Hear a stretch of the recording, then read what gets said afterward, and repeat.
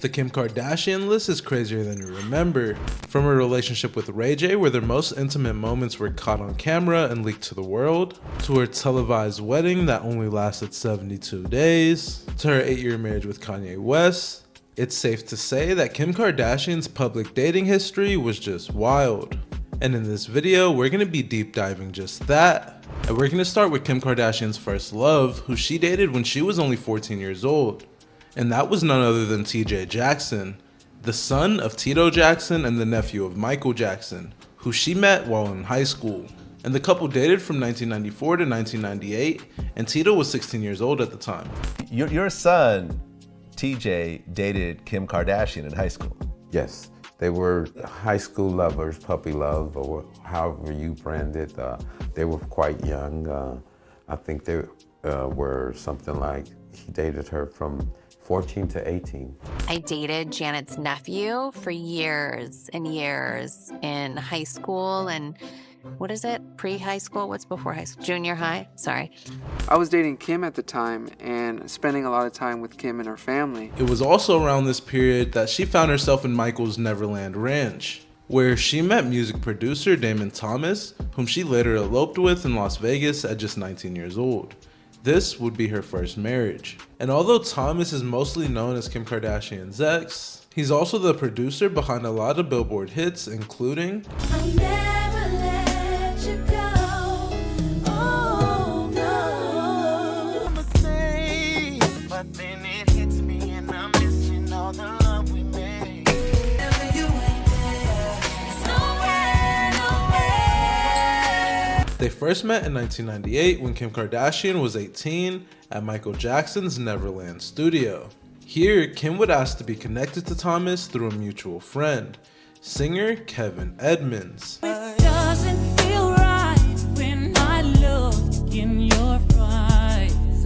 She asked him who he was working with, and he said me, and she said, well, can you put me in contact with him? And that's how that began. Her marriage to Thomas, who was nearly 10 years her senior, lasted 3 years before he filed for divorce. And although their relationship predated her rise to fame, years later, she reflected on it during an episode of Keeping Up with the Kardashians, describing it as part of a wild phase in her life, revealing that she was high on ecstasy during their wedding. Yeah, I didn't know you got high.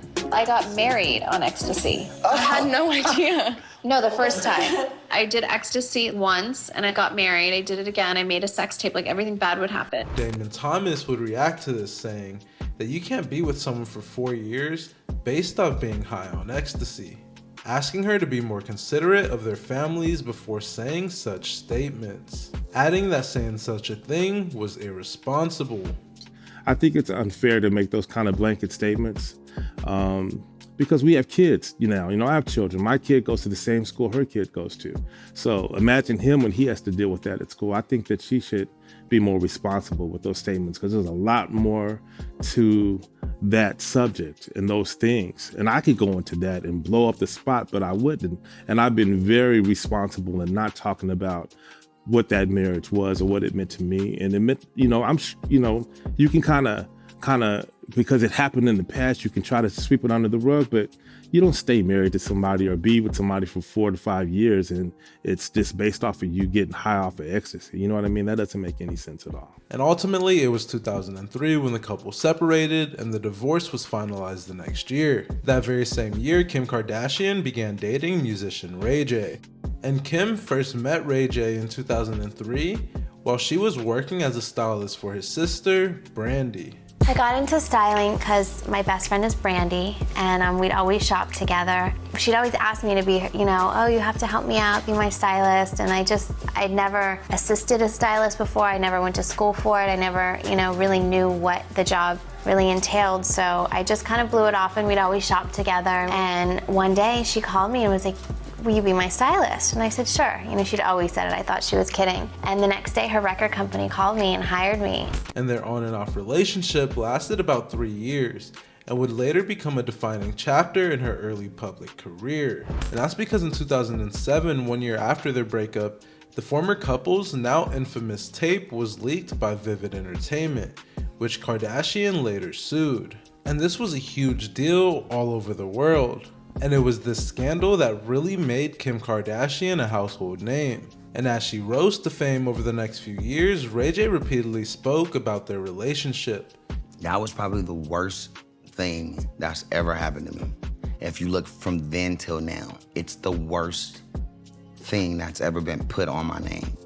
Leading her to eventually call him a pathological liar during a 2018 tweet. And yeah, I guess it's safe to say Ray J was seeming a little obsessed with Kim Kardashian after this, because in 2013 he dropped his hit song I Hit It First, which was aimed at Kim Kardashian and Kanye West, who she was then dating. I hit it, I hit it, I hit it, I hit it, I hit it, I hit it first. And the song's pixelated artwork bared a heavy resemblance to Kanye's My Beautiful Dark Twisted Fantasy.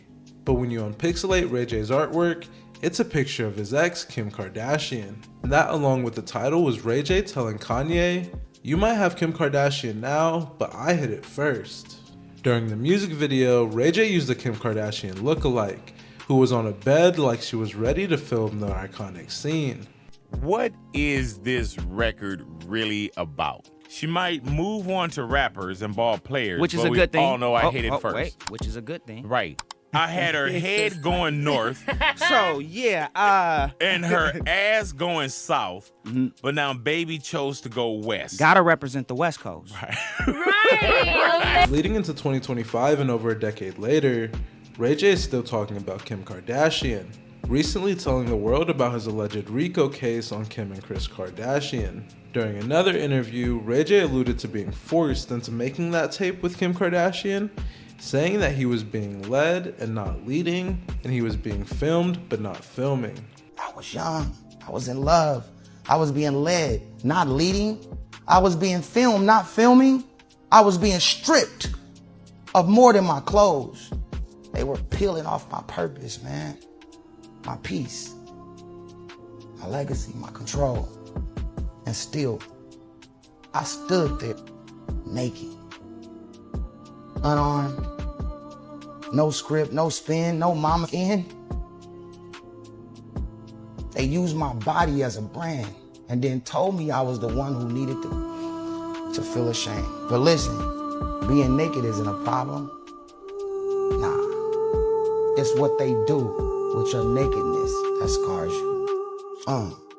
So yeah, that's been one of the things that Ray J has been saying for a while now, and it has led to a big rumor in the industry that he wasn't the one that leaked the tape and that it was actually Kim Kardashian's mom, but that's for a whole nother video. When speaking to Shannon Sharpe about the effect that his tape with Kim K had on society, Ray J said that more people would probably be in college and that there might not be any OnlyFans. We would all be different, all of us.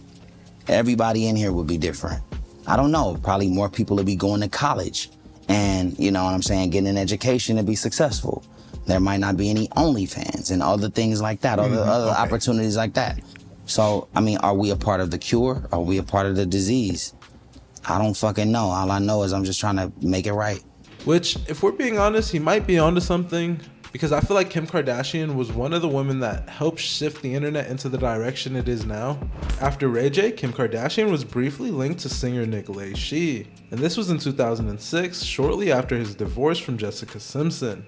And if you don't know who Nick is, he's a lead singer from a boy band from the 90s, which went by the name 98 Degrees. And when it comes to him and Kim Kardashian, they didn't really have a long romance, but they were photographed on a movie date to see the Da Vinci Code. And years later, Nick did reflect on their outing during an appearance on Watch What Happens Live, saying, To say that she's my ex is a little bit of a, a liberal use of the term too. I think we went on one date together. Okay. We went and saw Da Vinci Code together. Really?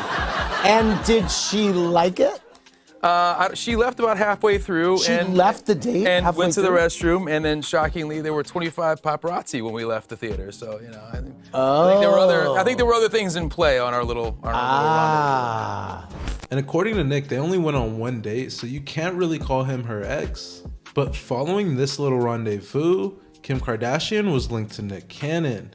And this was in 2006 when they began dating after meeting 2 years earlier on the set of Moesha, where Kim Kardashian worked as a stylist. And according to Nick, when he met Kim, she was an insecure young girl. I don't know what she is, but her body's crazy. Right. Like always been that way since she was, you know, a young girl. And I remember like she didn't like her nose, and I'm like, yo, you're beautiful. You just like, she would talk about wanting stuff or being unhappy with certain things, and I'm like, nah, like you good. Like embrace your flaws. That's your character. That's what makes you are. Cause I remember, and I still don't even know, but I remember her nose, like she used to have an issue because she thought she had like a more, as she called it, Armenian nose. And I was like, yo, that's dope. Like that's you. And like, you know, today, I mean, I wasn't there, but her nose does not look the same as. Well, her nose doesn't look the same. Her breasts don't look the same. Yeah. Her ass doesn't look the same. Her It's unfortunate, man. Look Like, the same. because to me, that's all insecurity and not really loving yourself for who you are. In 2007, Kim Kardashian told Complex that her and Nick Cannon never really dated. Despite this, Nick Cannon has spoken about their romance several times over the years. During an interview on Drink Champs in 2021, Cannon said that he believes the tape with Ray J was made before his relationship with Kim, although the tape came out while they were dating. I believe the tape was made prior to me. Right. If in my mind, because it looks like for people who didn't know, oh, I was with her first and then a year later or whatever the tape came out. But I think that tape was an older tape. Oh, before you? Yeah. Oh. Additionally, he said that when they were dating, he heard rumors about the tape, and when he asked her about it, she denied its existence. And so when the tape came out, he was hurt by it. And the tape wasn't the main reason for the breakup, but it was the catalyst. I confronted her about it. I'm like, yo, I hear, you know, people are telling me that there's this wild sex tape that you got going on. She was like, no, absolutely not. You know, and then the story went from absolutely not to, well, we did make one, but I have it. Wait, I thought I had it, now I can't find it. And I'm like, by that time, I was like, I actually didn't read the tape. If she would have kept it a G, you know, things could have been different. But the fact that she, you know, didn't necessarily keep it on an honest level with me, that kind of rubbed me the wrong way.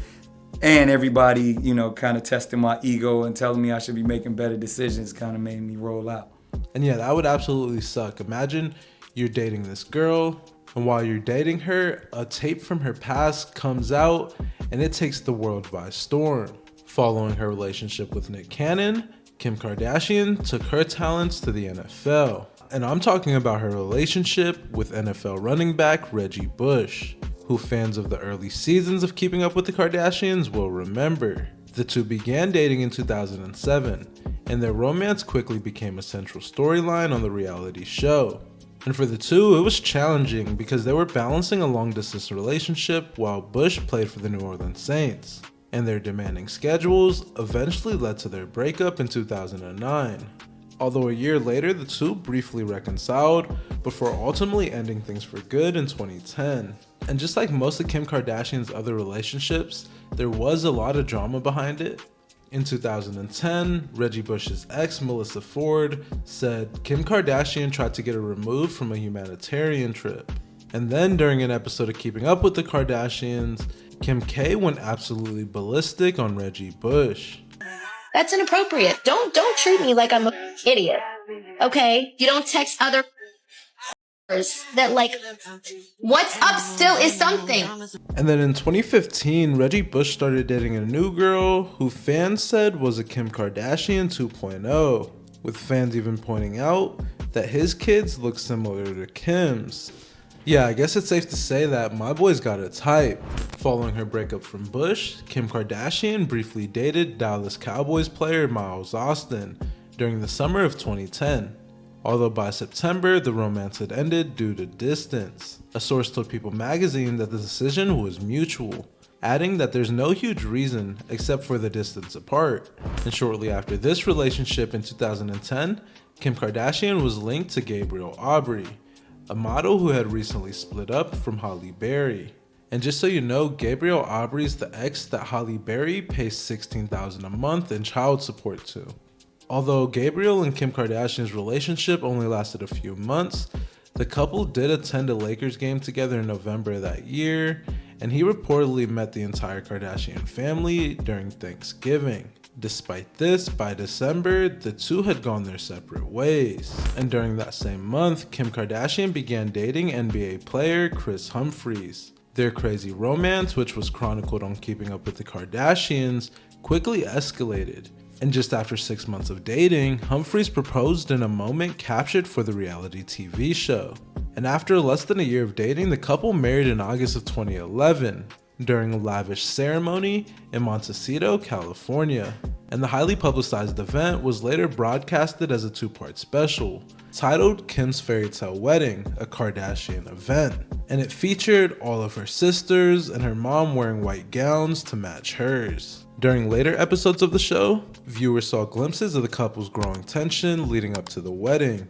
And just 72 days after saying I do, Kardashian filed for divorce, citing irreconcilable differences. During a statement to fans at the time, she said, "I married for love. I want a family and babies in a real life so badly that maybe I rushed into something too soon." Kris Humphries, on the other hand, requested an annulment, citing fraud, which led to a continuous back and forth as the two parties attempted to reach a settlement. Eventually, their divorce was finalized in 2013 while she was pregnant with North West, with Kris Humphries wanting the ring back, a ring that Kim Kardashian had allegedly paid for herself. I didn't keep that. I was pregnant with North, still married to him. And in order to divorce him, he said I had to give him the ring in my divorce. Jesus. That she bought, That I bought.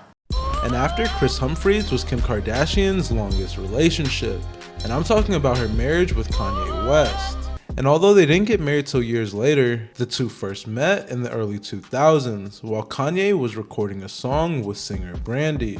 And in 2008, the two actually worked together on the pilot of a show that never aired, titled Alligator Boots.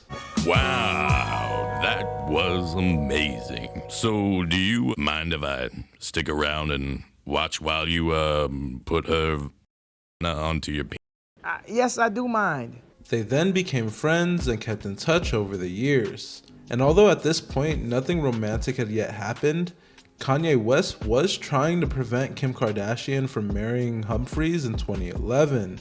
In fact, West later admitted that he bought a cell phone just to call and text Kardashian, not to marry Humphries. I got a phone because somebody decided they wanted to marry Kris Humphries, and I was like, I wasn't up to anything, and I looked on the internet, and there was Kim Kardashian with some extremely tall person, and I was like,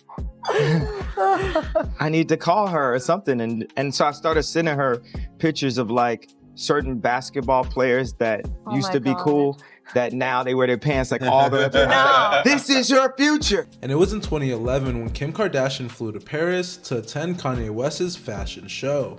And immediately after, the two began to date, with Kim Kardashian later sharing that she fell madly in love with Kanye on that trip. After my breakup, I was feeling really low and down, and he was like, just come to Paris and see my fashion show. So I went there and I stayed with him. And that's where we started dating. And I swear from the moment I landed and was there, I like fell madly in love with him. And I thought, oh my God, like, why didn't I do this sooner? And at the end of 2012, Kanye announced that him and Kim Kardashian were expecting their first child together, which was their daughter North West, who arrived in June of 2013. Later that year, Kanye West rented out San Francisco's AT&T Park just to propose to Kim Kardashian in front of her family. And they had their wedding in May of 2014 in Florence, Italy. In total, the couple had 4 kids, North, Saint, Chicago, and Psalm. But by 2020, their marriage was taking a turn for the worse, with reports citing that the couple was living apart following Kanye West's mental health struggles and fallout from his 2020 presidential campaign. And while Kanye was publicly struggling and going on many Twitter rants, Kim Kardashian publicly addressed the rapper's bipolar disorder diagnosis, asking fans for compassion. During a statement, Kardashian wrote, "As you may know, Kanye has bipolar disorder. Anyone who has this or has a loved one in their life who does knows how incredibly complicated and painful it is to understand. I've never spoken publicly about how this has affected us at home because I am very protective of our children and Kanye's right to privacy when it comes to his health. But today I feel like I should comment on it because of the stigma and misconceptions about mental health." And although Kim Kardashian wanted to make their marriage work, The two ultimately couldn't salvage things, with her filing for divorce in February of 2021, and their divorce was finalized in November of 2022. And recently, during a 2025 sit-down on the Call Her Daddy podcast, Kim K shared an update revealing that West hasn't seen his kids in months. Whenever he'll call for them and ask, it's probably been a couple months since we've heard from him. And during a different interview, Kim Kardashian said that she knew it wasn't gonna work during the honeymoon phase. I think like a lot of girls do go through that where they freak out and thinking they're getting old and they have to figure it out and all their friends are having kids. And so it was more of that situation. But I knew like honeymoon, it wasn't gonna work out. Yeah. On the honeymoon, you knew. Yeah. Right. Her first public relationship following her divorce from Kanye West was with none other than Hollywood's favorite boyfriend, Pete Davidson. And fans were pretty shocked to learn that she was dating the SNL star who had previously dated other celebrities including Ariana Grande. Kim Kardashian's romance with Pete Davidson started after the reality star and mogul hosted an episode of SNL in October of 2021.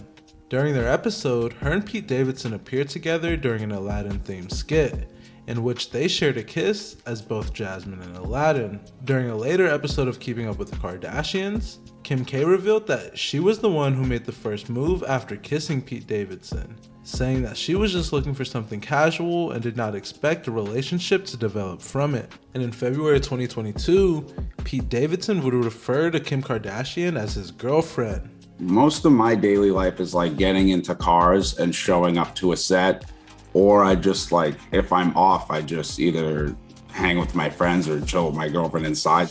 You heard right. He said girlfriend, everybody. For the first time, Pete officially confirming he and Kim are a couple. And this obviously didn't sit right with Kanye West, because during the same month, Kanye shared and then deleted a cropped screenshot text message that he received from Pete Davidson. The text read, "I'd never get in the way of your children. I do hope one day I can meet them all and we can all be friends." So yeah, Kanye wasn't happy, but Pete Davidson said, let's all be friends in one happy big family. And Pete Davidson and Kim Kardashian went on to date for about 9 months, attending a bunch of high-profile events like the White House Correspondents' Dinner, as well as the 2022 Met Gala. Pete Davidson even appeared on the Kardashians' reality TV show, and he also got some tattoos dedicated to Kim. Yeah, he has a few tattoos, few cute ones, you know, that he got. But this one is it's not, that one, the Kim one, isn't a tattoo. It's actually a branding. And it's also notable to note that during all of this, Pete Davidson and Kanye West had a beef going on through text messages, and Kanye actually leaked a lot of them to the internet. And ultimately, it was Pete Davidson who got the best of Kanye West. When Kanye asked Pete where he was right now, and Pete replied, "In bed with your wife," sharing this photo. And after Pete Davidson, Kim Kardashian was linked to one more celebrity, and that's NFL star Odell Beckham Jr. The two were first spotted hanging out in September of 2023, and Kim Kardashian later attended Beckham's 31st birthday celebration that November. And all of this sparked the speculation of their relationship. However, neither of them publicly addressed the rumors, and by April of 2024, their brief connection reportedly fizzled out. And yeah, that was the Kim Kardashian list. If you enjoyed this video, on the screen there's another video that I think you might like, as well as a playlist of videos just like this one. Also, I do want to apologize, I know I've barely been uploading, but my girlfriend just had my daughter, and so we've been super busy. But now, we're back on that grind. And in case I don't see you, good afternoon, good evening, and good night. Peace.